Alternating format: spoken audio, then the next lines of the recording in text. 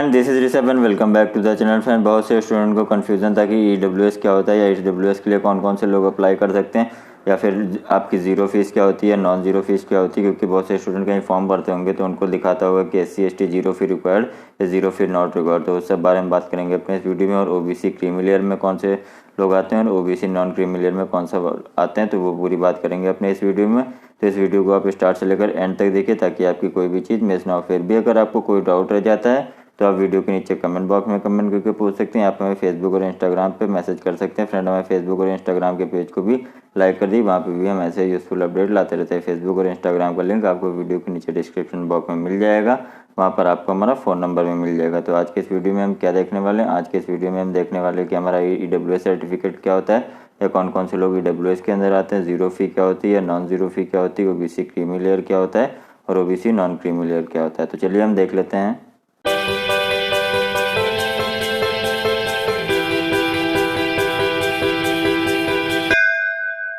जी हाँ फ्रेंड, तो सबसे पहले हम बात कर लेते हैं OBC क्रीमी लेयर की। तो OBC क्रीमी लेयर क्या होता है? Parents annual income more than 8 lakh rupees. मतलब आपके पेरेंट्स की, मतलब मदर फादर या पूरी फैमिली की मिला के आपकी एनुअल इनकम कितनी है? पूरी फैमिली की मिला के एनुअल इनकम आपकी 8 लाख या 8 लाख रुपए से ज़्यादा है तो आप क्या हैं, OBC क्रीमी लेयर में आते हैं और आपको कोई भी स्पेशल रिजर्वेशन नहीं मिलेगा। ठीक है, क्योंकि आपकी फैमिली की इनकम थोड़ी अच्छी है, इसके लिए इस वजह से आपको रिजर्वेशन नहीं मिलेगा।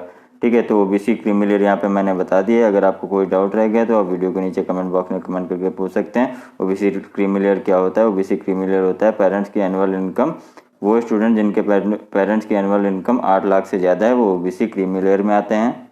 उसके बाद देख लेते हैं हम OBC नॉन क्रीमी लेयर क्या होता है, जिसको हम OBC NCL भी बोलते हैं। ये इसका मतलब होता है कि आपकी फैमिली की इनकम जो है वो 6 लाख या 6 लाख से कम है तो आप OBC नॉन क्रीमी लेयर में आते हैं। जी हाँ फ्रेंड, क्रीमी लेयर का मतलब क्या होता है? क्रीमी लेयर का मतलब होता है आपकी फैमिली की इनकम 8 लाख से ऊपर होगी अगर साल भर की, तो आप क्रीमी लेयर में आते हैं। और अगर 8 लाख से कम है या फिर 6 लाख से कम, यहाँ पर 6 लाख दिखा रखा है। ठीक है, मतलब आपके मदर फादर या पूरी फैमिली की इनकम मिला के साल भर में अगर 6 लाख से कम है तो आप कहाँ आते हैं? आप आते हैं OBC नॉन क्रीमी लेयर में। ठीक है, तो यहाँ पर हमने OBC क्रीमी और नॉन क्रीमी की बात कर ली। चलिए अब हम अपने EWS क्राइटेरिया भी देख लेते हैं।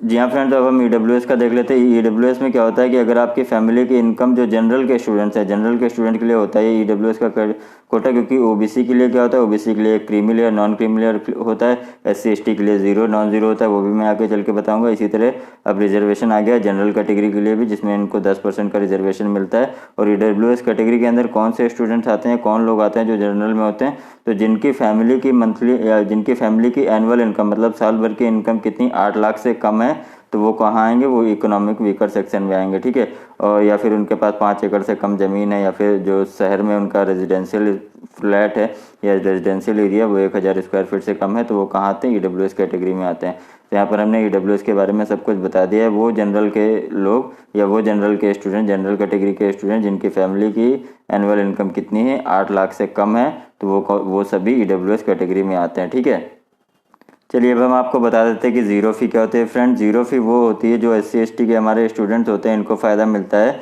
ज़ीरो फी का क्या मतलब होता है कि जो SC और ST कैटेगरी के स्टूडेंट्स हैं जिनकी फैमिली की इनकम कितनी है 2 लाख या 2 लाख से कम है, तो वो ज़ीरो फी के अंडर आते हैं। मतलब आपको ज़ीरो फी रिक्वायर्ड होगी, आप एडमिशन लेंगे तो आपको फ़ीस पेमेंट नहीं करना पड़ेगा। अगर कहीं फ़ीस पेमेंट करना पड़ता है तो आपको 100% स्कॉलरशिप रिटर्न बैक आ जाती है। ठीक है, ये होता है ज़ीरो फी। नॉन ज़ीरो फी क्या होता है? वो SC ST के कैंडिडेट्स, फिर से मैं बता देता हूँ नॉन ज़ीरो क्या होता है। नॉन ज़ीरो का मतलब होता है वो SC ST के कैंडिडेट जिनकी फैमिली की इनकम क्या है 2 लाख रुपए से ज़्यादा है साल भर की, तो उनको क्या बोलते हैं? उनको नॉन ज़ीरो बोलते हैं। तो यहाँ पर हमने सारी चीज़ें बता दी। ज़ीरो फी का क्या मतलब होता है? जो हमारे SC ST के कैंडिडेट्स होते हैं उनमें ज़ीरो फी अप्लाई होती है। ज़ीरो फी का मतलब होता है कि आपकी फैमिली की जो एनुअल इनकम है वो 2 लाख से अगर कम है तो आप ज़ीरो फी के लिए कंसीडर किए जाएंगे। अगर एनुअल इनकम 2 लाख से ज़्यादा है तो आप नॉन ज़ीरो फी वाले होंगे। ठीक है, तो बहुत से स्टूडेंट को कन्फ्यूजन हो रहा था कि सर ज़ीरो फी क्या होती है, नॉन ज़ीरो फी क्या होती है, तो इसमें मैंने सब कुछ बता दिया। अगर फिर भी आपको कोई डाउट रह गया हो तो आप वीडियो के नीचे कमेंट बॉक्स में कमेंट करके पूछ सकते हैं,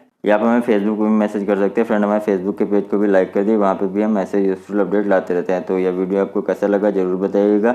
अगर यह वीडियो आपको यूजफुल लगा तो प्लीज़ इस वीडियो को लाइक कर दिए और जिसके साथ जरूरत है उसके साथ ये वीडियो शेयर कर दिए। और अगर आप किसी टॉपिक पर वीडियो चाहते हैं, आपको कुछ समझ में नहीं आ रहा है, तो आप हमें कमेंट करके बता सकते हैं। अगर आपका टॉपिक हमें यूजफुल लगा तो हम उस टॉपिक पर भी वीडियो बनाएंगे। ठीक है, तो आज के इस वीडियो में बस इतना ही। मिलते हैं अपने वीडियो में। Till then take care, bye bye.